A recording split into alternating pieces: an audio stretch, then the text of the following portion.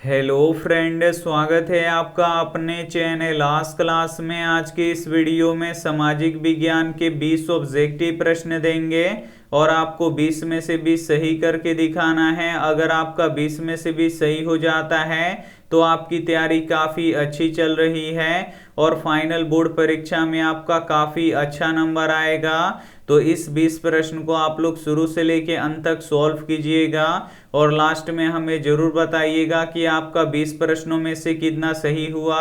और चैनल को अभी तक आप सब्सक्राइब नहीं किए हैं तो चैनल को सब्सक्राइब कर लीजिएगा और सब्सक्राइब करने के बाद एक बेल आइकन आता है तो बेल आइकन को दबा के ऑल पे कर लीजिएगा ताकि जब भी लाइव क्लास हो तो आपके पास नोटिफिकेशन पहुंचता रहे।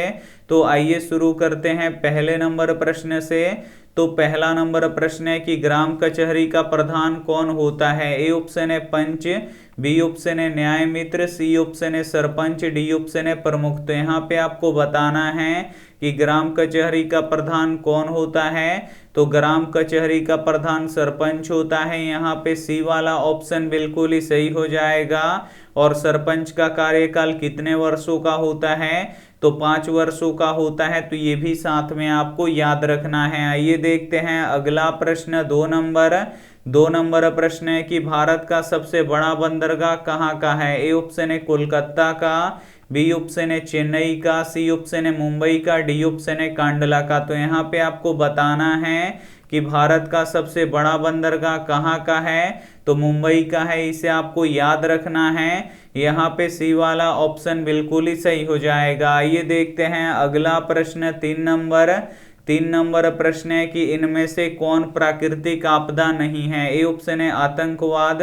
बी ऑप्शन है सुनामी, सी ऑप्शन है बाढ़, डी ऑप्शन है भूकंप। तो यहाँ पे आपको बताना है कि इसमें से कौन प्राकृतिक आपदा नहीं है। तो जो आतंकवाद होता है ये प्राकृतिक आपदा नहीं होता है, ये मानवकृत आपदा होता है। तो यहाँ पे ए वाला ऑप्शन बिल्कुल ही सही हो जाएगा। आइए देखते हैं अगला प्रश्न, 4 नंबर प्रश्न है कि निम्न में से कौन बीमारू राज्य है। ए ऑप्शन है दिल्ली, बी ऑप्शन है हरियाणा, सी ऑप्शन है पंजाब, डी ऑप्शन है बिहार। तो यहाँ पे आपको बताना है कि निम्न में से कौन बीमारू राज्य है। तो बिहार बीमारू राज्य है, इसे आपको याद रखना है। यहाँ पे डी वाला ऑप्शन बिल्कुल ही सही हो जाएगा। आइए देखते हैं अगला प्रश्न, 5 नंबर प्रश्न है कि छापखाना का आविष्कार किसने किया था। ए ऑप्शन है गैरीबाल्डी ने, बी ऑप्शन है मेजनी ने, सी ऑप्शन है गुटेनबर्ग ने, डी ऑप्शन है मुसोलिन ने। तो यहाँ पे आपको बताना है कि छापखाना का आविष्कार किसने किया था।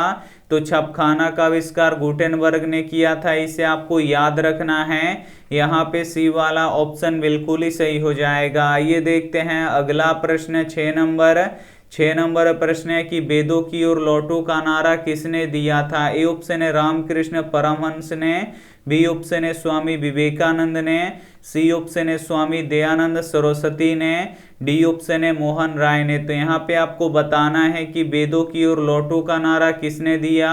तो स्वामी दयानंद सरस्वती ने दिया, इसे आपको याद रखना है। यहाँ पे सी वाला ऑप्शन बिल्कुल ही सही हो जाएगा। आइए देखते हैं अगला प्रश्न, 7 नंबर प्रश्न है कि वार एंड पीस के लेखक कौन है। ए ऑप्शन है कार्ल मार्क्स, बी ऑप्शन है लियो टोल्स्टॉय, सी ऑप्शन है एंजल्स, डी ऑप्शन है न्यूटन। तो यहाँ पे आपको बताना है कि वार एंड पीस के लेखक कौन है। तो वार एंड पीस के लेखक लियो टोल्स्टॉय हैं, इसे आपको याद रखना है। यहाँ पे बी वाला ऑप्शन बिल्कुल ही सही हो जाएगा। ये देखते हैं अगला प्रश्न, 8 नंबर प्रश्न है कि रेगुन मिट्टी किस मिट्टी का दूसरा नाम है। ए ऑप्शन है काली मिट्टी का, बी ऑप्शन है लाल मिट्टी का, सी ऑप्शन है जलोढ़ मिट्टी का, डी ऑप्शन है पीली मिट्टी का। तो यहाँ पे आपको बताना है कि रेगुन मिट्टी किस मिट्टी का दूसरा नाम है। तो रेगुन मिट्टी जो होता है ये काली मिट्टी का दूसरा नाम होता है, इसे आपको याद रखना है। यहाँ पे ए वाला ऑप्शन बिल्कुल ही सही हो जाएगा। आइए देखते हैं अगला प्रश्न, 9 नंबर प्रश्न है कि गोंडवाना समूह में किसका निर्माण हुआ था। ए ऑप्शन है सोना का, बी ऑप्शन है हीरा का, सी ऑप्शन है कोयला का, डी ऑप्शन है चांदी का। तो यहाँ पे आपको बताना है कि गोंडवाना समूह में किसका निर्माण हुआ था। तो कोयले का निर्माण हुआ था, इसे आपको याद रखना है। यहाँ पे सी वाला ऑप्शन बिल्कुल ही सही हो जाएगा। आइए देखते हैं अगला प्रश्न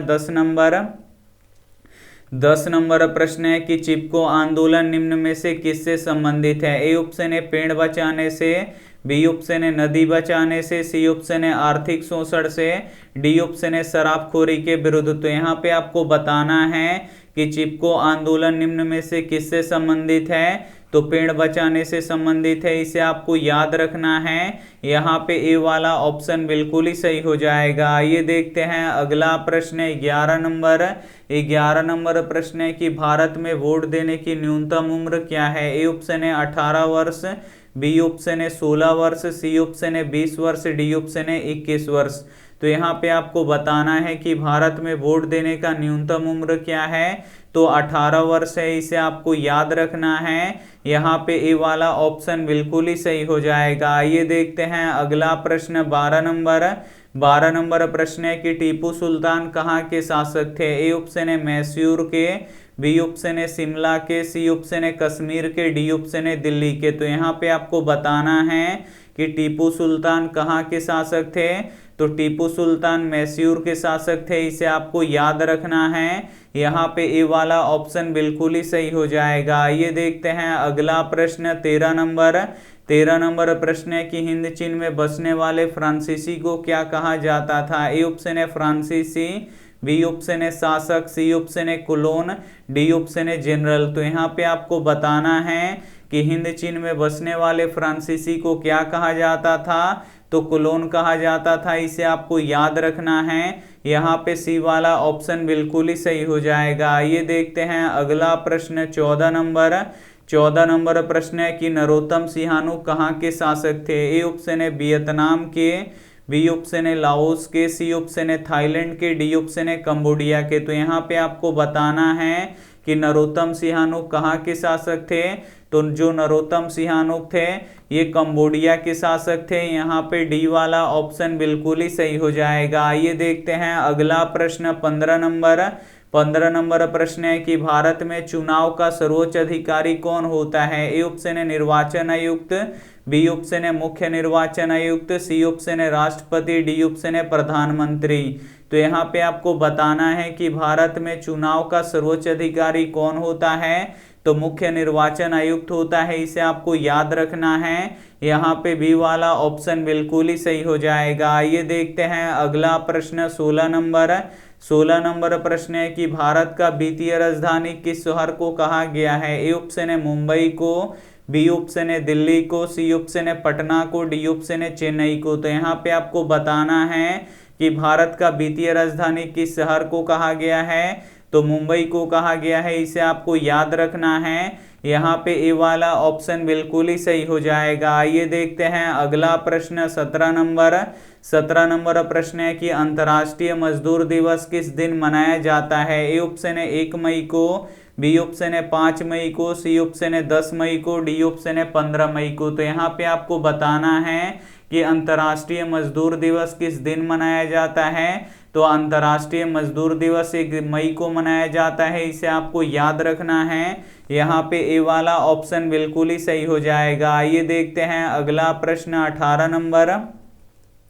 18 नंबर प्रश्न है कि विश्व पर्यावरण दिवस कब मनाया जाता है। ए ऑप्शन है 5 जून को, बी ऑप्शन है 10 जून को, सी ऑप्शन है 15 जून को, डी ऑप्शन है 1 जनवरी को। तो यहाँ पे आपको बताना है कि विश्व पर्यावरण दिवस कब मनाया जाता है। तो विश्व पर्यावरण दिवस 5 जून को मनाया जाता है, इसे आपको याद रखना है। यहाँ पे ए वाला ऑप्शन बिल्कुल ही सही हो जाएगा। आइए देखते हैं अगला प्रश्न 19 नंबर प्रश्न है कि नेपाल की मुद्रा क्या है। ए ऑप्शन है टाका, बी ऑप्शन है रुपया, सी ऑप्शन है डॉलर, डी ऑप्शन है पौंड। तो यहाँ पे आपको बताना है कि नेपाल की मुद्रा क्या है। तो नेपाल की मुद्रा रुपया है, इसे आपको याद रखना है। यहाँ पे बी वाला ऑप्शन बिल्कुल ही सही हो जाएगा। आइए देखते हैं अगला प्रश्न 20 नंबर प्रश्न है कि सबसे अधिक पक्की सड़कों की लंबाई वाला राज्य है। ए ऑप्शन है बिहार, बी ऑप्शन है महाराष्ट्र, सी ऑप्शन है तमिलनाडु, डी ऑप्शन है केरल। तो यहाँ पे आपको बताना है